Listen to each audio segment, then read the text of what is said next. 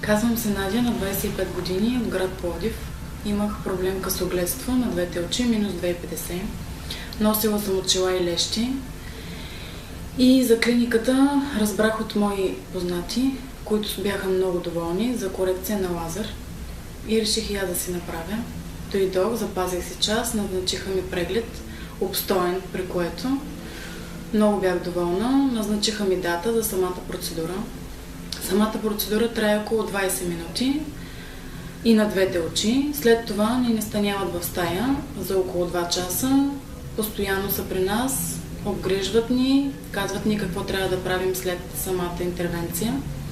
Благодаря на цялата клиника Луксор и на моето семейство, че бяха до мен. И сега, преди месец, си направих тази операция и се чувствам много добре и препоръчвам на всички, които имат такъв проблем.